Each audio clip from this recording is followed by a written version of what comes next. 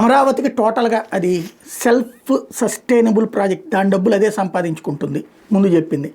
అట్లాగే అప్పట్లో 1,00,000 కోట్లు మేము పెట్టలేకనే మేము దాని పక్కన పెట్టాం, 3 రాజధానులకు వెళ్ళాం అని చెప్తే అట్లా పెడతారు 3 రాజధానులకు, ఒక రాజధానికి 1,00,000 కోట్లు లేనప్పుడు 3 రాజధానులకు ఎట్లా అని జగన్ అడిగితే 3 రాజధానికి 3,00,000 కోట్లు అక్కర్లేదు, హైకోర్టు ఒక 500 కోట్లు పెడితే కర్నూలులో పెట్టేయచ్చు, అక్కడ డెవలప్ అవుతుంది, ప్రభుత్వ భూమి అది కట్టేసుకోవచ్చు. అట్లాగే శాసన రాజధాని ఆల్రెడీ ఇక్కడ ఉంది కాబట్టి శాసనసభ ఇక్కడే ఖర్చు పెట్టక్కర్లేదు, వైజాగ్లో ఓ 400-500 కోట్లు ఖర్చు పెడితే రాజధాని అద్భుతంగా సాగిపోతుంది, ఆల్రెడీ వెల్ సెటిల్డ్ సిటీ కాబట్టి అది నా ఆల్టర్నేటివ్ మార్గం అని చెప్పుకొచ్చాడు. ఋషికొండ మీద 400 కోట్ల రూపాయలతోనే కట్టాడు చక్కగా, ప్రపంచ ప్రఖ్యాతగాంచినటువంటి తరహాలు, అది వాళ్లే ఒప్పుకున్నటువంటి పరిస్థితి. కాబట్టి దాని మీద కడుపు మంటతో పక్కన పెట్టేసింది, 9 నెలల నుంచి దాని శిథిలావస్థకి చేరుస్తున్నటువంటి పరిస్థితి. ఇక్కడ డైరెక్ట్గా కొట్టేసినందుకు ప్రజావేదిక గురించి మాట్లాడారు కానీ అక్కడ దాన్ని కట్టినందుకు మాత్రం మాట్లాడినటువంటి పరిస్థితి, దాన్ని నెగిటివ్గా ప్రొజెక్ట్ చేసినటువంటి పరిస్థితి. ఈ రోజుకి దాన్ని చెడగొట్టేటటువంటి ప్రయత్నం చేస్తుంది. అది పక్కన పెడితే రాజధానిలో 1,00,000 కోట్ల రూపాయల పనులు పెట్టుబడులు అంటూ ఇవాళ